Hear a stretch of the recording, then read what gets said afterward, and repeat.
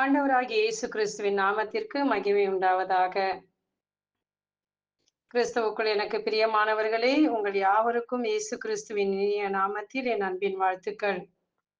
இந்த நாளின் தியான வசனம் யோவான் நற்செய்தி அதிகாரம் 14 வசனம் 27. அமைதியை உங்களுக்கு விட்டுச் செல்லுகிறேன், என் அமைதியையே உங்களுக்கு அளிக்கிறேன். நான் உங்களுக்கு தரும் அமைதி உலகம் தரும் அமைதி போன்றது அல்ல. நீங்கள் உள்ளம் மருள வேண்டாம். ஆமென். பிரியமானவர்களே, இயேசு கூறுவதை சற்று கவனியுங்கள். முதலாவதாக அவர் கூறுகிறார், அமைதியை உங்களுக்கு விட்டுச் செல்கிறேன். இரண்டாவதாக, என் அமைதியையே உங்களுக்கு அளிக்கிறேன். மூன்றாவதாக, நான் உங்களுக்கு தரும் அமைதி உலகம் தரும் அமைதி போன்றது அல்ல. இயேசு ஒரு தனி மனிதருக்கு விட்டு சென்ற மாபெரும் கொடை அமைதி. இயேசு இவ்வுலகில் வாழ்ந்த காலத்தில் அநேக அற்புதங்களை செய்திருக்கின்றார், அநேக காரியங்களை கற்றுக் கொடுத்திருக்கின்றார். எப்படி அன்பு கூற வேண்டும், எப்படி மன்னிக்க வேண்டும், எப்படி உதவி செய்ய வேண்டும் என்றெல்லாம் அவர் போதித்தாலும் இறுதியாக அவர் விட்டு செல்கிறேன் என்று சொல்லி சென்றது இவைகளை அல்ல. என் அமைதியை உங்களுக்கு விட்டு செல்கிறேன் என்று கூறுகிறார். நான் தரும் அமைதி உலகம் தரும் அமைதி போன்றது அல்ல என்றும் அவர் கூறுகிறார். அப்படி என்றால் உலகம் அமைதியை தருகிறதா? உலகம் தருகிறபடினாலேதான் ஆண்டவர் கூறுகிறார், உலகம் தருகிறது போல என்னுடைய அமைதி இருக்காது என்று. ஆனால் அதை நாம் பெற்றுக்கொள்ள வேண்டும் என்றால், உலகம் தருகின்ற அந்த அமைதியை நான் பெற்றுக்கொள்ள வேண்டும் என்றால் அதை பணம் கொடுத்து வாங்க வேண்டும். உலகம் எனக்கு அமைதியை தருகின்றது, அந்த அமைதியை நான் எப்படி பெற்றுக்கொள்கிறேன்? சிந்தித்து பாருங்கள். உங்கள் உள்ளம் சோர்ந்து போய் இருக்கும் பொழுது எத்தனையோ முறை அமைதியை தேடி அடைவதில்லையா? அமைதிக்காக நண்பர்களை தேடி செல்லுகின்றோம். சினிமா, சீரியல், காமெடி படம், விளையாட்டு, குடி, பீச், பார்க், களியாட்டம் என்று மனிதன் தன் பணத்தை செலவழித்து அமைதி அங்கு இருக்கிறது என்று செல்லுகிறான். சில நண்பர்களோ சில மணி நேரங்களோ அல்லது சில நாட்களோ சென்ற பின் மீண்டும் அதே அழுத்தம், அதே பாரம், பயம், கவலை, துக்கம், நிலையற்ற இந்த உலகத்திலே அமைதியை இழந்து கலங்கி நிற்பதினால்தான் இயேசு கூறுகிறார், சுமை சுமந்து சோர்ந்து இருப்பவர்களே எல்லாரும் என்னிடத்திலே வாருங்கள் என்று அவருடைய இளைப்பாறுதலை நமக்கு தரும்படியாக, அமைதியை தர இரு கரம் விரித்து அவர் ஒவ்வொரு நாளும் நம்மை அழைத்து கொண்டிருக்கின்றார். அவர் அமைதியின் அரசர் என்று எசையா 9ஆம் அதிகாரம் 6வது வசனத்திலே நாம் வாசிக்கின்றோம். நம்மை ஆளுகை செய்கிறார். நம்மை ஆளுகை செய்கின்ற அந்த தலைவராம் ஆண்டவர் அமைதியின் அரசராக இன்றும் நம் மத்தியிலே வாழ்ந்து கொண்டிருக்கிறவராக இருக்கின்றார். தன்னுடைய அமைதியை தன் மக்களுக்கு கொடுக்கக்கூடியவராக அவர் இருக்கின்றார்.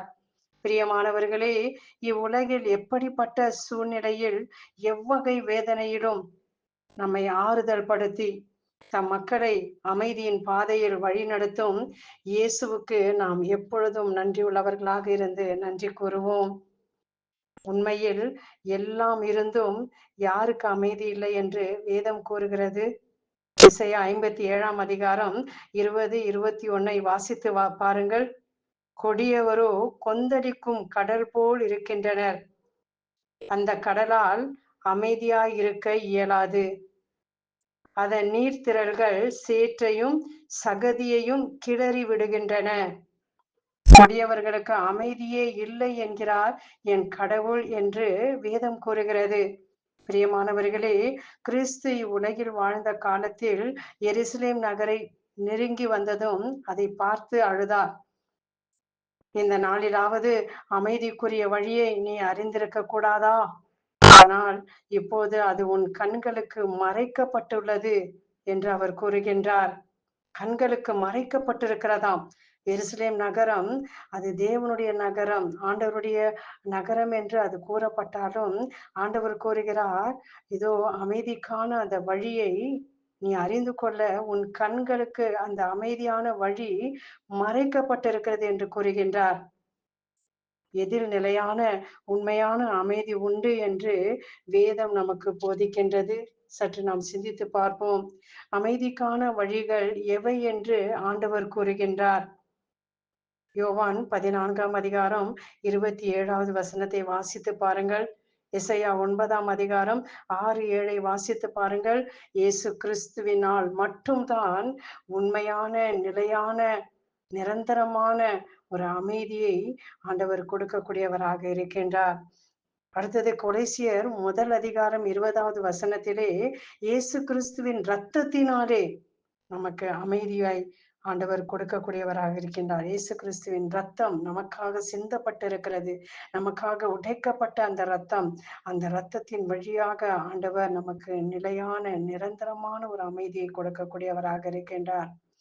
அடுத்தது ஏசாயா 48ஆம் அதிகாரம் 18வது வசனத்தை வாசித்து பாருங்கள். ஆண்டவருடைய கட்டளைகளுக்கு நாம் எப்பொழுதெல்லாம் செவி சாய்க்கின்றோமோ, எப்பொழுதெல்லாம் ஆண்டவருக்கு நாம் கீழ்ப்படிகிறோமோ, அப்பொழுது ஆண்டவர் நம் உள்ளத்திலே சமாதானத்தை, அமைதியை கொடுக்கக்கூடியவராக இருக்கின்றார்.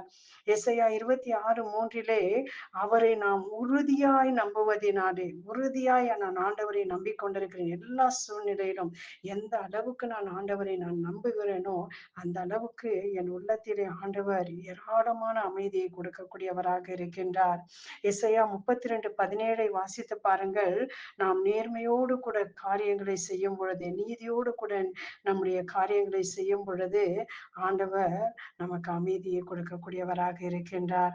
அடுத்ததாக நாம் ஆவியின் சிந்தனையினாலும் நன்றியோடு கூடிய இறை வேண்டுதல், மன்றாட்டுகள், ஜெபத்தினாலும் நாம் ஆண்டவருடைய அமைதியை பெற்றுக்கொள்ளக்கூடியவர்களாக இருக்கின்றோம். ரோமையர் 8ஆம் அதிகாரம் 6வது வசனம், பிலிப்பியர் 4, 6, 7 வாசித்து பாருங்கள். இப்படியாக ஆண்டவர் தன்னுடைய வேதத்தின் வழியாக அவருடைய அன்பை வழியாக நமக்கு வெளிப்படுத்தி கொண்டே இருக்கின்றார். அவருடைய அமைதியை நமக்கு காண்பித்து கொண்டே இருக்கின்றார், வெளிப்படுத்துகின்றார். எப்படி நான் அமைதியை பெற்றுக்கொள்ள வேண்டும் என்ற அமைதிக்காக நான் பல இடங்களிலே தேடி அலைகின்ற பொழுது ஆண்டவர் நான் வேதத்தை தேடும் பொழுது அதிலே அமைதிக்கான வழிகளை எனக்கு காண்பித்துக் கொடுக்கக்கூடியவராக இருக்கின்றார். பிரியமானவர்களே, அமைதிக்கான வழியை நாம் தேடி அதிலே நடக்க முயற்சி செய்வோம். கூடுமானவரை எல்லாருடனும் அமைதியுடன் வாழ முயற்சி செய்வோம். ஆண்டவர் தாமே உங்கள் அனைவரையும் ஆசீர்வதிப்பாராக. ஆமென். நாம் ஜெபிப்போம். எங்களை நேசிக்கும் அன்பு ஆண்டவரே, அமைதியின் ஊற்றாக இருக்கின்ற நீர், அமைதியின் அரசராக இருக்கின்ற நீர், உமது மக்கள் அமைதியோடு மகிழ்ச்சியோடு வாழ வேண்டும் என்பதற்காகவே நீ ஒரு நல்ல ஆயனாக இந்த உலகத்திற்கு வந்தீரப்பா. இதோ உம்முடைய ஆடுகள் ஆண்டவரே நீர்ப்பாய்ச்சலான இடங்களுக்கு அழைத்து சென்று ஆண்டவரே அப்பா அவைகள் அமைதியாக உம்முடைய சமூகத்திலே வாழ வேண்டும் என்பதற்காக ஆண்டவரே அவைகளை ஒவ்வொரு நாளும் நீர் போஷிக்கிற தேவனாக இருக்கின்றீர். ஆண்டவரே, இந்த நாளிலுமாய் கூட அப்பா எங்களை நீர் பலப்படுத்தின இந்த வார்த்தைகளுக்காக உமக்கு நன்றி கூறுகின்றோம். இந்த உலகத்திலே அமைதியை தேடி அலைகின்ற மக்களுக்கு மத்தியிலே இதோ உமது மக்களுக்கு அமைதியின் வழிகளை நீர் கற்பிக்கின்ற தேவனாக இருக்கின்றீர் சுவாமி.